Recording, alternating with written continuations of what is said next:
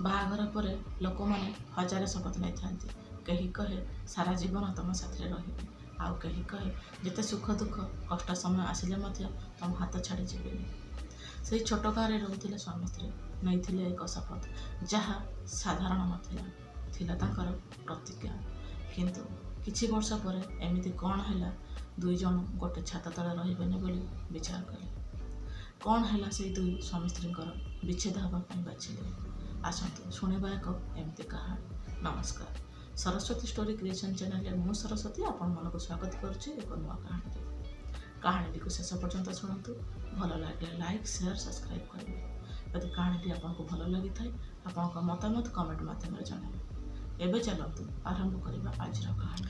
ଏମିତି ଗୋଟେ ଦିନ ଥିଲା ଯେଉଁଦିନ ଦୁଇ ଜଣଙ୍କର ହାତ କେବେ ଛାଡ଼ିବେନି ବୋଲି କଥା ଦେଇଥିଲେ। ସମୟ ଯେତେ ଦୁଃଖ କଷ୍ଟ ଦେଲେ ମଧ୍ୟ ଦୁଇ ଜଣଙ୍କର ହାତ ଧରି ଚାଲିବେ, ଦୁଇ ଜଣଙ୍କର ସାଥୀ ହେବେ। କିନ୍ତୁ ଆଜି ଏମିତି ଏକ ଦିନ ଆସି ପହଞ୍ଚିଛି, ନା ଦୁଇ ଜଣଙ୍କର ହାତ ଧରି ଚାଲିବାକୁ ଚାହୁଁଛନ୍ତି, ନା ହାତ ଛାଡ଼ି ଦେବାକୁ ଚାହୁଁଛନ୍ତି। ବାସ୍ ମନେ ଅଛି ଯାହା କିଛି ବର୍ଷ ପୂର୍ବରୁ ସାଙ୍ଗରେ ଚାଲୁଥିଲେ। ସାହିଲ ସେଦିନ ଗୋଟେ ପୁରୁଣା କ୍ଲାଏଣ୍ଟକୁ ଭେଟ କରିବାକୁ ଯାଇଥିଲେ। କାମ ଛୋଟ ଥିଲା, କିନ୍ତୁ ସେହି ପୁରୁଣା ଜାଗା, ସେହି ମହଲ, ଯାହା କିଛି ବର୍ଷ ପୂର୍ବରୁ ତାଙ୍କ ସ୍ତ୍ରୀ ସହିତ ଚା ପିଇବାକୁ ଯାଇଥିଲେ। ଜାଗା ତ ସେମିତି ଅଛି, କିନ୍ତୁ ଦୋକାନ ବଦଳି ଯାଇଛି, ପୁରୁଣା ଘର ଭାଙ୍ଗି ନୂଆ ହେଇଯାଇଛି। କିନ୍ତୁ ଆଜି ବି ସେହି ପୁରୁଣା ସ୍ମୃତି ମନେ ପଡ଼ିଯାଉଥାଏ। କାରରୁ ଓହ୍ଲେଇକି ସାହିଲ ଯେମିତି ଅତୀତରେ ବୁଡ଼ି ଯାଇଛନ୍ତି। ଚାଲି ଚାଲି ଯେତେବେଳେ ସାହିଲ ଗାଁର ଶେଷ ମୁଣ୍ଡରେ ପହଞ୍ଚିଲେ, ଦେଖିଲେ ଗୋଟେ ଛୋଟ ଦୋକାନ, ଯେଉଁ ଦୋକାନରେ ଗୋଟେ କାଠ ଠେଲାରେ ତିଆରି ହୋଇଛି। ସେହି ଠେଲାରେ ଆମ୍ବ, କଦଳୀ, କମଳା ଆଉ କିଛି ପରିବା ଥିଲା। ଆଉ ଗୋଟେ ପାଖକୁ ପୁରୁଣା ଗ୍ୟାସ୍ ଚୁଲା, ଯେଉଁଥିରେ ଚା ଫୁଟୁଥିଲା। ତା ପାଖରେ ଦୁଇଟି ବେଞ୍ଚ, ଗୋଟିଏ ଲୁହା ପେଟି, ଆଉ ପାଖରେ ରଖିଥିଲେ ଗ୍ଲାସ୍ ଆଉ କପଡ଼ା ବ୍ୟାଗ୍ ଭଲ ଭାବରେ ସଜାଡ଼ି ହୋଇଥିଲା। ଏସବୁ ମଝିରେ ଗୋଟେ ସ୍ତ୍ରୀ ଲୋକ ଛିଡ଼ା ହୋଇଥିଲେ। ଦେଖିବାକୁ ଶ୍ୟାମଳ, ଝାଳରେ ବୁଡ଼ି ଯାଇଥାନ୍ତି। ମୁଣ୍ଡ ଉପରେ ବଡ଼ ଦାୟିତ୍ୱ, ଆଉ ହାତରେ ଧରିଥାନ୍ତି ଚା କେଟଲି। ସେ କେତେବେଳେ ଚା ଛାଣୁଥାନ୍ତି ତ କେତେବେଳେ ଫଳ ବିକୁଥାନ୍ତି, ଆଉ ବେଳେବେଳେ କହୁଥାନ୍ତି, କ'ଣ ଦେବି ବାବୁ, ଚା ନା ଫଳ? ସାହିଲଙ୍କ ପାଦ ସେଇଠି ରହିଗଲା।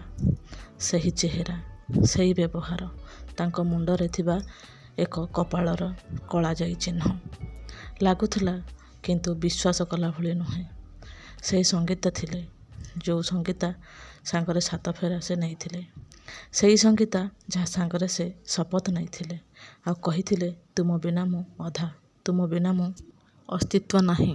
ଆଉ ଆଜି ଖରାରେ ଛିଡ଼ା ହୋଇ ଚା ବିକୁଛନ୍ତି, ଫଳ ବିକୁଛନ୍ତି। ବୋଧେ ଜୀବନର ପରିସ୍ଥିତି ସହିତ ଲଢ଼ୁଛନ୍ତି।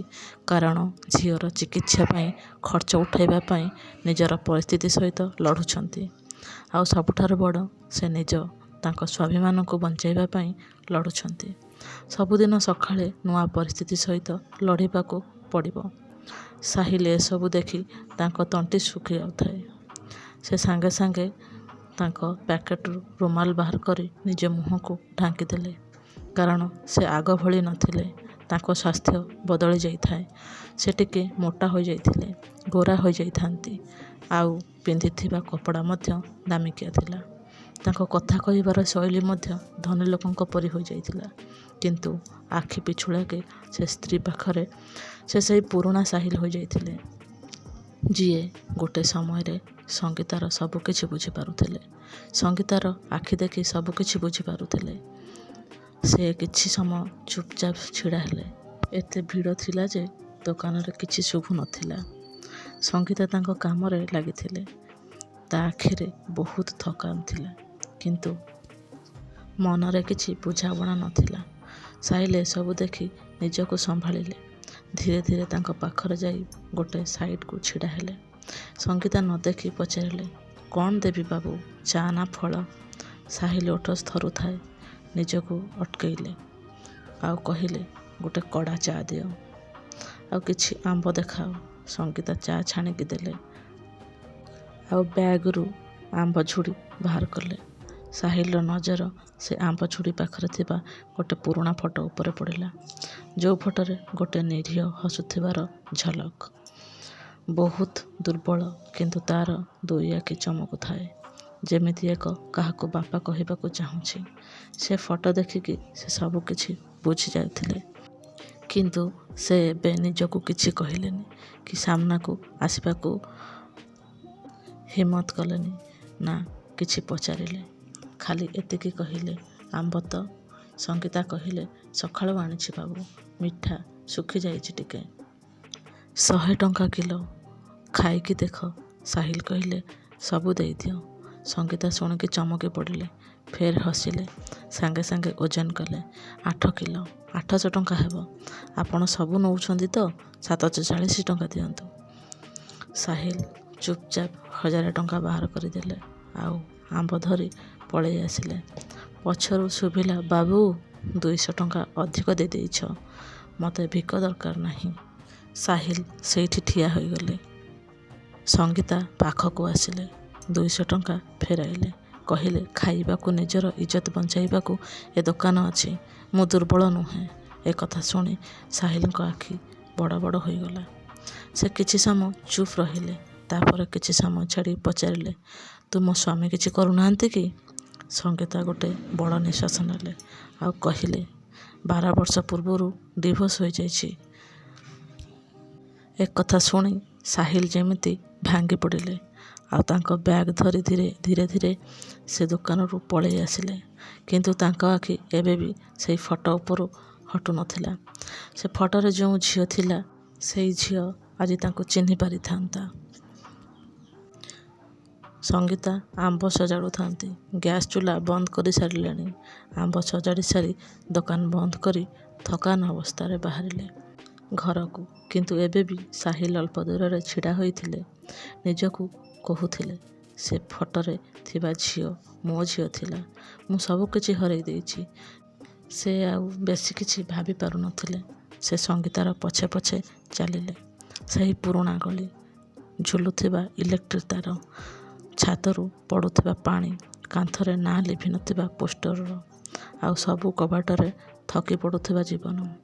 ସଙ୍ଗୀତା ଯେଉଁ ଘରେ ଭଡ଼ା ନେଇଥିଲେ, ସେହି ଘର ଯାଇ ପହଞ୍ଚିଲେ। ଏତେ ଭଲ ଘର ନୁହେଁ, ପୁରୁଣା ଭଙ୍ଗା ଭଙ୍ଗି ଘର। ସେଠି 2ଟି ଖଟିଆ ପଡ଼ିଥିଲା। ଗୋଟେ ଖଟିଆରେ ବୁଢ଼ୀ ସ୍ତ୍ରୀ ଲୋକ, ଶୁଖିଲା ଚମଡ଼ା, ହାତ ଗୋଡ଼ ଆଖି ଭିତରକୁ ପଶିଯାଇଛି। ସେ ଆକାଶକୁ ଚାହିଁଥାନ୍ତି। ଆଉ ଗୋଟେ ଖଟିଆରେ 10 ବର୍ଷର ଝିଅଟିଏ ବସିଛି। ସେ ପତଳା, ଦୁର୍ବଳ, ମୁଣ୍ଡ ଚୁଟି ଉଡ଼ୁଛି, ତେଲ ନାହିଁ। ତାପରେ ଗୋଟେ କଣ୍ଢେଇ ଥୁଆ ହୋଇଛି, କିନ୍ତୁ ସେ କଣ୍ଢେଇରେ ସେ ନ ଖେଳି ଚୁପଚାପ ବସିଛି। ସଙ୍ଗୀତା କବାଟ ଖୋଲି ଭିତରକୁ ଗଲେ, କିନ୍ତୁ ଝିଅ କିଛି କହିଲାନି। ସେମିତି ଖଟିଆ ଉପରେ ବସିଥାଏ, ଯେମିତି ତାର କୌଣସି ଜିନିଷରେ ଇଚ୍ଛା ନାହିଁ। ତା ଝିଅ ହେଇ ଏତେ କମଜୋର, ଚୁପ୍ ଅଛି। ତାପରେ ମନେ ପଡ଼ିଲା, ଗୋଟେ ଦିନ ଥିଲା ଯେତେବେଳେ ତାଙ୍କ ଝିଅ ବର୍ଷକର ହୋଇଥିଲା। ସେ ତା ବାପାଙ୍କ କୋଳରୁ ଓହ୍ଲଉ ନଥିଲା, ଆଉ ଆଜି ଖଟିଆ ଉପରେ ଏକା ବସିଛି। ଆଉ ଲାଗୁଥାଏ ବଞ୍ଚିବାକୁ ବି ଇଚ୍ଛା ନାହିଁ। ସାହିଲ ଏସବୁ ଦେଖି ମଧ୍ୟ ପାଖକୁ ଯାଇପାରିଲେନି। ସେ କାନ୍ଥ ପାଖରେ ଛିଡ଼ା ହୋଇ ମନ ପୂରା ଦେଖିଲେ, ଏତେ ନିରୀହ ସରଳ ପିଲା, ମୋ ଭୁଲ, ସେ କ'ଣ ପାଇଁ ଭୋଗୁଛି? ଏସବୁ ଭାବୁ ଭାବୁ ସଙ୍ଗୀତା ବାହାରକୁ ଆସିଲେ। ହାତରେ ଗୋଟେ ଗ୍ଲାସ୍ ପାଣି ଆଣି ଯେମିତି ତାଙ୍କ ନଜର ସାହିଲଙ୍କ ଉପରେ ପଡ଼ିଲା। ସେ କିଛି ନ କହି ସାହିଲଙ୍କ ପାଖକୁ ଆସିଲେ। ତାଙ୍କ ଚେହେରାରେ ସାହିଲଙ୍କ ପାଇଁ ନା ଆଶ୍ଚର୍ଯ୍ୟ ଥିଲା, ନା ରାଗ। ପାଖକୁ ଯାଇ କହିଲେ, ଏତେ ଦୂର ଆସିଛ?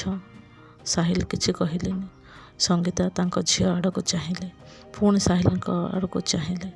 ତାପରେ କହିଲେ, ଦେଖିଦେଲ, ଏବେ ବୁଝିପାରୁଥିବ କେତେ ଅସୁବିଧା ସବୁ କିଛି ଏକା ସମ୍ଭାଳିବା। ସାହିଲଙ୍କ ଓଠ ଥରୁଥାଏ। ପଚାରିଲେ, ଏ ପାୟଲ ନା? ସଙ୍ଗୀତା କହିଲେ, ହଁ। ଗୋଟେ ଦିନ ଥିଲା ସେ ତୁମକୁ ବାପା ଡାକୁଥିଲା। ଏବେ ତା ଦେହ ସବୁବେଳେ ଖରାପ ରହୁଛି। ଏକଥା ସାହିଲ ଶୁଣି ତାଙ୍କ ଦେହରେ ଶୀତେଇ ଉଠିଗଲା। ଧୀର ସ୍ୱରରେ କହିଲେ, ମୁଁ ଜାଣିନଥିଲି ଏତେ ସବୁ କିଛି ଅସୁବିଧା ହୋଇଯିବ ବୋଲି। ଏକଥା ଶୁଣି ସଙ୍ଗୀତା କହିଲେ, ଜାଣିଥିଲେ କ'ଣ ହୋଇଥାନ୍ତା। ସାହିଲ ଏକଦମ ଚୁପ୍ ହୋଇଗଲେ। ପାଏଲ ଆଡ଼କୁ ଚାହିଁଲେ। ଏବେ ବି ବସିଥାଏ ସେଇ ଖଟିଆ ଉପରେ। ସାହିଲ ପାଏଲ ଆଡ଼କୁ ଚାହିଁଲେ। ଦେଖିଲେ ପାଏଲ ତାଙ୍କୁ ଚାହିଁଛି, କିନ୍ତୁ କିଛି କହୁନି। ଏମିତି ସାହିଲ ଦେଖିକି ପଛକୁ ଘୁଞ୍ଚିଗଲେ। ଦୁଇ ପାଦ ଯେମିତି ଚୋର ଧରା ପଡ଼ିଗଲା ପରି। ପାଏଲ ଆଖି ଦେଖି ଲାଗୁଥାଏ ଯେମିତି ସେ ତା ପୁରୁଣା ସମ୍ପର୍କକୁ ଚିହ୍ନିବାକୁ ଚେଷ୍ଟା କରୁଛି। ସଙ୍ଗୀତା ଦେଖି କହିଲେ, ଯଦି ସତରେ ଆମ ପାଇଁ କିଛି କରିବାକୁ ଚାହୁଁଛ ତେବେ ଝିଅ ପାଖକୁ ଯାଅ, ଆଉ ତାକୁ ଟିକେ ଗେଲ କର। ଏମିତି କହି ସିଧା ପାଏଲ ଆଡ଼କୁ ଗଲେ, ଆଉ କହିଲେ, ଝିଅ ଏ ତ ବାପା। ପାଏଲ ଶୁଣି କିଛି କହିଲେନି। ସିଧା ସାହିଲ ଆଡ଼କୁ ଆଖି ଟେକି ଦେଖିଲେ, କିନ୍ତୁ ପାଟିରୁ ଗୋଟେ ଶବ୍ଦ ନାହିଁ। ଏସବୁ ସାହିଲ ଦେଖି ନିଜକୁ ଅଟକାଇ ପାରିଲେନି। ଆସ୍ତେ ଆସ୍ତେ ଆଗକୁ ଆସିଲେ। ଧୀରେ କି ପାଏଲ ପାଖରେ ବସିଗଲେ। ପାଏଲକୁ ଦେଖି ଆଖିରେ ଲୁହ ବାହାରି ଆସିଲା। ତାପରେ କହିଲେ, ବହୁତ ବର୍ଷ ହେଲା ଚୁପ୍ ରହିଲି ଝିଅ। ବହୁତ ବଡ଼ ଭୁଲ କରିଛି। ତତେ ବି ଛାଡ଼ିଦେଲି, ତୋ ମାଆକୁ ବି ଛାଡ଼ିଦେଲି, ଆଉ ନିଜକୁ ହରେଇ ବସିଲି। ଜଣା ନାହିଁ ତୁମ ଉପରେ ମୋର ଆଉ ହକ୍ ଅଛି କି ନାହିଁ, କିନ୍ତୁ ତୁମେ ମୋତେ ଗୋଟେ ଥର କ୍ଷମା କରିପାରିବ? ପାଏଲ ଆଖିରେ ରାଗ ନଥିଲା କି ଭଲ ପାଇବା ମଧ୍ୟ ନଥିଲା। ବାସ୍ କେବଳ ଗୋଟେ ଖାଲିପଣ ଥିଲା। ଯିଏ କହୁଥିଲା, ଏତେ ବର୍ଷ ହେଲାଣି କୋଉଠି ଥିଲ ବାପା? ବାପା କିଛି ସମୟ ଚୁପ୍ ରହିଲେ। ଫେର ପାଏଲ ଧୀରେ ଧୀରେ ହାତ ଆଗକୁ ବଢ଼ାଇଲେ। ସାହିଲଙ୍କ ଲୁହବୁହା ଚେହେରାକୁ ଛୁଇଁଲେ। କିଛି କହିଲେନି, ନା ପାଟିରୁ। ବାସ୍ ତା ଛୁଆଁରେ ସବୁ ଥିଲା, ଯାହା ଗୋଟେ ଛୋଟ ପିଲା କେବେ କହିପାରିନି ତା। ପରେ ସାହିଲଙ୍କୁ ଆସି କୁଣ୍ଢେଇ ପକାଇଲେ। ବହୁତ ଧୀରେ, ବହୁତ ସମୟ ଯାଏ। ସାହିଲ ବି ତାଙ୍କ ଝିଅକୁ ଏତେ ଦିନ ପରେ ଦେଖି ଜୋରରେ ଧରି ପକାଇଲେ। ସେ କାନ୍ଦୁଥିଲେ, କିନ୍ତୁ ତା ଶରୀର ଦୁର୍ବଳ ଲାଗୁନଥିଲା। ବାସ୍ ତା ମନରେ ଗୋଟିଏ କଷ୍ଟ ଥିଲା, ଯାହା ବର୍ଷ ପୂର୍ବରୁ ତା ପୀଡ଼ା ହୋଇଯାଇଥିଲା। ସଙ୍ଗୀତା ପାଖରେ ଠିଆ ହୋଇଥିଲେ। ଆଖିରେ ଲୁହ ତାଙ୍କର। କିଛି କହିଲେନି। ପାଏଲ ହାତ ରଖି କହିଲେ। କିଛି ସମୟ ପରେ ପାଏଲ ସେହି ଖଟିଆ ଉପରେ ଶୋଇପଡ଼ିଛି, ଯେମିତି ତା ବାପାର ସ୍ପର୍ଶକୁ ଅନୁଭବ କରୁଛି। ସାହିଲ ସେଇଠୁ ତଳେ ବସିଥିଲେ। ତାଙ୍କ ଆଖିରେ ପାଏଲ ଉପରେ ଥିଲା, କିନ୍ତୁ ତାଙ୍କ ମନରେ କିଛି ଚାଲିଥିଲା। ତାଙ୍କ ମନ ଯେମିତି ତାଙ୍କୁ ବାର ବାର କହୁଥିଲା, କି ପଚାର, ତୁ ତା ବାପା ହୋଇପାରିବୁ ଏବେ? ଏବେ ସଙ୍ଗୀତା ସାଙ୍ଗରେ ରହିବାକୁ ଚାହୁଁଛି। ସଙ୍ଗୀତା ଆଡ଼କୁ ଚାହିଁଲେ। ମନର କଥା କିଛି କହିପାରିଲେନି। ଧୀରେ ସେ ଉଠିଲେ। ବାହାରି ଆସିବା ପାଇଁ ସେହି ସମୟରେ ଗୋଟିଏ ଥର ପାଏଲ ଆଡ଼କୁ ଚାହିଁଲେ। କିଛି ନ କହି ନିଜ ପଶ୍ଚାତାପରେ ଆଗକୁ ପାଦ ପକାଇ ଆସିଲେ। କିନ୍ତୁ ଯେମିତି ମନ ପଛକୁ ଡାକୁଛି, କିନ୍ତୁ ପାଟି କହୁଥାଏ, ନା ଏବେ ନୁହେଁ। କିଛି ନ କହି ସିଧା ସେ ଗଳିରୁ ବାହାରି ଆସିଲେ। ନା ସଙ୍ଗୀତାକୁ ଯାଉଛି କହିଲେ, ନା ଆସୁଛି କହିଲେ। ବାସ୍ ପଳେଇ ଆସିଲେ। ମନର ଯେମିତି ଗୋଟେ ପଶ୍ଚାତାପର ପ୍ରାୟଶ୍ଚିତ୍ତ କରିବାର ଅଛି। ସାହିଲ ଘରକୁ ଆସିଲେ, କିନ୍ତୁ ତାଙ୍କୁ କିଛି ଭଲ ଲାଗୁନଥାଏ। କେବଳ ପାଏଲଙ୍କ କଥା ମନେ ପଡ଼ୁଥାଏ। ତାଙ୍କ ସରଳତାର ସ୍ପର୍ଶ ମନେ ପଡ଼ୁଥାଏ। ନା ସେ ବସିପାରୁଥାନ୍ତି, ନା ସେ ଶୋଇପାରୁଥାନ୍ତି। ବେଡ୍ ଉପରେ ଶୋଇ ଏପଟ ସେପଟ ହୋଇ ରାତି ପାହିଗଲା। ସକାଳ ହୋଇଗଲା। ବେଡ୍ରୁ ଉଠି ଠିଆ ହେଲେ। ମନରେ ଆଉ ସେ ଡର ନଥାଏ। ସେ ସେହି ଦୋକାନକୁ ଗଲେ ଯୋଉଠି ବର୍ଷ ପୂର୍ବରୁ ସଙ୍ଗୀତାଙ୍କ ପାଇଁ ଚୁଡ଼ି କିଣୁଥିଲେ। ଆଜି ପ୍ରଥମ ଥର ପାଇଁ ତାଙ୍କ ହାତ ଥରୁନଥାଏ, କିନ୍ତୁ ଚେହେରାରେ ପଶ୍ଚାତାପର ମୋହ ଥିଲା। ସେ ଗୋଟେ ପ୍ୟାକେଟ୍ ବନାଇଲେ, ଯୋଉଥିରେ ଥିଲା କିଛି ରଙ୍ଗ ବେରଙ୍ଗର ଚୁଡ଼ି, ଆଉ ଗୋଟେ ସାଧାସିଧା ମଙ୍ଗଳସୂତ୍ର। କିଛି ମୂଲ୍ୟ ନଥିଲା, କିନ୍ତୁ ସବୁ ଜିନିଷର ଅଧୁରା ସମ୍ପର୍କର ଭରପାଇ ଲୁଚିକି ଥିଲା। ସେ ସେଇଠୁ ସିଧା ଦୋକାନକୁ ଗଲେ। କ୍ଷୀର, ଫଳ, ଔଷଧ, ବିସ୍କୁଟ, କିଛି ବହି ଓ ଗୋଟେ କଣ୍ଢେଇ ସବୁକିଛି ନିଜ ହାତରେ ପ୍ୟାକ୍ କଲେ। ସେ ଚାହୁଁନଥିଲେ ଯେ ଆଜି ଝିଅ ଯେମିତି ଗୋଟେ ଅଜଣା ଲୋକ ପରି ନ ଦେଖୁ। ଆଜି ସେ ଏକଦମ ଭଲ ଭାବରେ ବାପା ହୋଇଯିବାକୁ ଚାହୁଁଥିଲେ। ଆଜି ଦିନର 4ଟା ବେଳ ବାଜିଗଲାଣି। ଖରା ମଧ୍ୟ କମ୍ ହୋଇଗଲାଣି। ସାହିଲ ତାଙ୍କ କାରରେ ଡିକି ବନ୍ଦ କଲେ। ଆଉ ସେଇ ଗଳି ଆଡ଼କୁ ଗଲେ ଯେଉଁଠି କାଲି ତାଙ୍କୁ ତାଙ୍କ ଜୀବନର ଆଇନା ମିଳିଥିଲା। କାଲି ଭଳି ଆଜି ମଧ୍ୟ ସେ ଗଳିରେ ସେମିତି ଥିଲା। କିନ୍ତୁ କାଲି ସାହିଲ ଡରି ଡରି ଚାଲି ଆସୁଥିଲେ, କିନ୍ତୁ ଆଜି ତାଙ୍କ ଚାଲିରେ ଡର ନଥାଏ। ଚାଲି ଚାଲି ସଙ୍ଗୀତାଙ୍କ ଘରେ ପହଞ୍ଚିଲେ। ଦୂରରୁ ଦେଖିଲେ ପାଏଲ ସେଇ ଖଟିଆ ଉପରେ ବସିଛି। ଆଜି ଶୋଇନି, ବସିକି କିଛି ପୁରୁଣା ଖାତାରେ ଲେଖୁଛି। ତା ପାଖରେ ସେମିତି ଗୋଟେ କଣ୍ଢେଇ ଥୁଆ ହୋଇଛି, ଯେମିତି ବର୍ଷ ପୂର୍ବରୁ ତାକୁ କେହି ଧରି ନାହାନ୍ତି। ସାହିଲ ଏସବୁ ଦେଖି ରହିଗଲେ। ଗୋଟେ ବଡ଼ ଦୀର୍ଘ ନିଶ୍ୱାସ ନେଲେ, ଆଉ ପୁଣି ଧୀରେ ଧୀରେ ସେ ଘର ଆଡ଼କୁ ଗଲେ, ଯେଉଁ ଘରକୁ ବର୍ଷ ପୂର୍ବରୁ ଛାଡ଼ି ଦେଇଥିଲେ। ପାଏଲ ତାଙ୍କୁ ଦେଖିଲା, ଆଉ ଏଥର ସେ ଅଜଣା ପରି ଦେଖୁନଥିଲା, ଯେମିତି ଆଖିରେ ହାଲକା ଚମକ ଥିଲା। ଧୀର ସ୍ୱରରେ କହିଲା, ବାପା। ସାହିଲ ରହି ପାରିଲେନି, ଜଲ୍ଦିକି ହାତ ବଢ଼ାଇଲେ। ପାଏଲ ଦୌଡ଼ିକି ଆସି ସାହିଲଙ୍କୁ କୁଣ୍ଢେଇ ପକାଇଲେ। ଏଥର ଆଉ ଅଛିନା ପରି ନୁହେଁ, ଯେମିତି ଭରସା ହୋଇଯାଇଛି। ଏମିତି ଭଲ ପାଇବା କ୍ଷଣକ ପାଇଁ ନୁହେଁ, ଯେମିତି ସବୁଦିନ ପାଇଁ ହୋଇଯାଇଛି। ପାଏଲଙ୍କୁ କାଖେଇ ପକାଇଲେ। ଭିତରକୁ ଗଲେ। ସଙ୍ଗୀତା କବାଟ ପାଖରେ ଠିଆ ହୋଇଥାନ୍ତି। ତାଙ୍କୁ ଦେଖୁଥିଲେ। ସଙ୍ଗୀତାଙ୍କ ମୁହଁରେ ହସ ଥିଲା, ନା କିଛି ପ୍ରଶ୍ନ ଥିଲା। ବାସ୍ ଏତେ ଦିନ ଅପେକ୍ଷା ଥିଲା। ତାଙ୍କ ଆଖିରେ ପାଏଲଙ୍କୁ ଖଟିଆ ଉପରେ ବସାଇଲେ। ତାଙ୍କ ଗାଡ଼ିର ଡିକି ଖୋଲିଲେ, ଆଉ ଆଣିଥିବା ଫଳ, କ୍ଷୀର, ଔଷଧ, ଖେଳଣା ସବୁକିଛି ବାହାର କରି ଆଗରେ ରଖିଲେ। ଆଉ ତାଙ୍କ ପ୍ୟାକେଟରୁ ବାହାର କଲେ ଗୋଟେ ଛୋଟ ପ୍ୟାକେଟ। ବାହାର କରି ସଙ୍ଗୀତାଙ୍କ ହାତକୁ ଦେଲେ। କହିଲେ, ଏ ତୁମ ପାଇଁ। ଧୀରେ ସେ କହିଲେ। ସଙ୍ଗୀତା ସେ ପ୍ୟାକେଟକୁ ଚାହିଁକି ରହିଗଲେ। ତାପରେ ପ୍ୟାକେଟ ଖୋଲିଲେ। ଦେଖିଲେ ରଙ୍ଗ ବେରଙ୍ଗର ଚୁଡ଼ି, ତା ଭିତରେ ମଙ୍ଗଳସୂତ୍ର। ମଙ୍ଗଳସୂତ୍ର ଦେଖିକି ଚମକି ପଡ଼ିଲେ। ଆଖିରେ ଲୁହ ରହିଲାନି। କାନ୍ଦି ପକାଇଲେ। କିଛି କହିବାକୁ ଚାହୁଁଥିଲେ, କିନ୍ତୁ ଭିତରୁ ଯେମିତି କିଏ ଅଟକାଇ ଦେଉଛି। ସାହିଲ ତାଙ୍କ ପାଖକୁ ଆସିଲେ। ବହୁତ ଧୀରେ ସେ କହିଲେ, ସେଦିନ ତୁମେ କିଛି କହିଲନି, କିନ୍ତୁ ତୁମ ଆଖିରେ ମୁଁ ଦେଖିଥିଲି, ତୁମେ ଏବେ ମଧ୍ୟ ସବୁକିଛି ହରେଇନ। ପାରିବ ଯଦି କ୍ଷମା କରିଦିଅ। ଖାଲି ମୋ ଝିଅକୁ ନୁହେଁ, ମୋତେ ବି ନିଜର କରିନିଅ। ସଙ୍ଗୀତା ଆଶ୍ଚର୍ଯ୍ୟ ହୋଇ ଚାହିଁଲେ। ଲୁହ ଆଖିରେ କହିଲେ, ଏଥର ଯଦି ଏମିତି ଭୁଲ କରିବ, ଏ ଚୁଡ଼ି ମୁଁ ଆଉ କେବେ ପିନ୍ଧିବିନି। ସାହିଲ କାନ୍ଦି ପକାଇଲେ।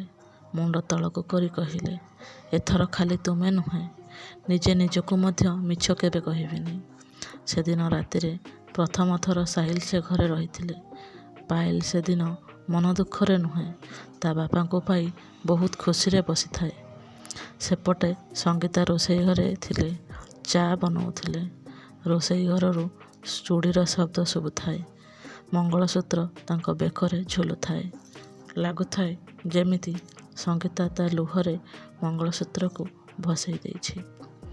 ପାଏଲ ବେଳେ ବେଳେ ସାହିଲଙ୍କୁ ଚାହିଁ ହସୁଥାଏ, ଆଉ ଲାଗୁଥାଏ ଆଖିରେ ଯେମିତି ବୋହୂ ଥାଏ, ଆଉ ଆମକୁ ଛାଡ଼ି କେବେ ଯିବନି ବାପା।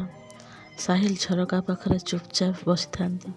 ତାଙ୍କ ଚେହେରାରେ ଥକା ନଥାଏ, ମନରେ ଶାନ୍ତି ଥାଏ।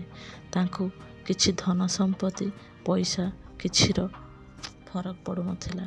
ବାସ୍ ତାଙ୍କୁ ତିନୋଟି ଜୀବନ ଦେଖାଯାଉଥାଏ, ଯାହା ସମସ୍ତ ଶାନ୍ତି ନିଶ୍ୱାସ ନେଉଥାନ୍ତି। ତା ପରଦିନ ସକାଳୁ ତାଙ୍କ ଦୋକାନରେ ଯାଇ ପହଞ୍ଚିଲେ ସାହିଲ। ତାଙ୍କ ବଡ଼ ଭାଇ ପଚାରିଲେ, କୁଆଡ଼େ ଯାଇଥିଲୁ? 2 ଦିନ ହେଲାଣି। ସବୁ କାମ ପଡ଼ିଛି, ସବୁ ହିସାବ ବାକି ଅଛି। କେତେ ପଇସା ଲସ୍ ହେଲା ଜଣାଅଛି କି ନାହିଁ? ସାହିଲ କହିଲେ, ମୁଁ ମୋ ଭୁଲକୁ ସୁଧାରିବାକୁ ଯାଇଥିଲି, ଯେଉଁଟା ବହୁତ ଆଗରୁ କରିବାର ଥିଲା। କିନ୍ତୁ ମୁଁ ପଇସା ପଛରେ ଦୌଡ଼ି ଦୌଡ଼ି ସବୁକିଛି ହରେଇ ଦେଇଥିଲି। ଆଜି ମୁଁ ବୁଝିପାରିଛି, ପଇସା ସବୁକିଛି ହୋଇନଥାଏ। ସେଦିନ ସନ୍ଧ୍ୟାରେ ସଙ୍ଗୀତା ଘରକୁ ଫେରିଲେ। ରାସ୍ତାରେ ଯେମିତି ଶାନ୍ତି ଲାଗୁଥାଏ। ସାହିଲ ଘରକୁ ଆସି ଦେଖିଲେ ସଙ୍ଗୀତା କବାଟ ପାଖରେ ଅପେକ୍ଷା କରିଛି। ସାହିଲ ଦେଖି ବହୁତ ଖୁସି ହେଲେ। ପାଏଲକୁ ଡାକିଲେ। ପାଏଲ ଦୌଡ଼ି ଆସି ବାପାକୁ ଧରି ପକାଇଲା। ସାହିଲ ସଙ୍ଗୀତାକୁ କହିଲେ, ଆଉ କେବେ ମୋ ଠାରୁ ତୁମକୁ ଅଲଗା କରିପାରିବେନି। ସାହିଲ ସଙ୍ଗୀତା ହାତ ଧରି ପକାଇଲେ। ପାଏଲ ଆଉ ସଙ୍ଗୀତା ସାହିଲ 3 ଜଣ ଚୁପ୍ ଥିଲେ, କିନ୍ତୁ ଲାଗୁଥିଲା ଯେମିତି ଆଉ କିଛି କଷ୍ଟ ନାହିଁ। ସମ୍ପର୍କରେ ସତ୍ୟ ବିଜୟ ହେଉଛି ମୁଁ ଠିକ୍ ବୋଲି ପ୍ରମାଣ କରିବା ନୁହେଁ। ତୁମ ପାଇଁ ମୁଁ ମହତ୍ତ୍ୱପୂର୍ଣ୍ଣ ଅନୁଭବ କରିବା। ସଙ୍ଗୀତାଙ୍କ ସହିତ 1 ଘଣ୍ଟା ବିତାଇଥିବା ଟଙ୍କାରେ କେବେ କିଣି ହେବ ନାହିଁ। ଅଭିମାନ କେବେ ବି ସମ୍ପର୍କକୁ ବଞ୍ଚାଇ ପାରେ ନା, କିନ୍ତୁ ସହନଶୀଳତା, କ୍ଷମା ବଞ୍ଚାଇ ପାରେ ସବୁ ସମ୍ପର୍କକୁ। କାହାଣୀଟି ଯଦି ଆପଣଙ୍କୁ ଭଲ ଲାଗିଥିବ, ଲାଇକ୍, ସେୟାର, ସବସ୍କ୍ରାଇବ୍ କରିବେ ଆଉ ଆପଣଙ୍କ ମତାମତ କମେଣ୍ଟ ମାଧ୍ୟମରେ ଜଣାଇବେ। ରହିଲି, ଜୟ ଜଗନ୍ନାଥ।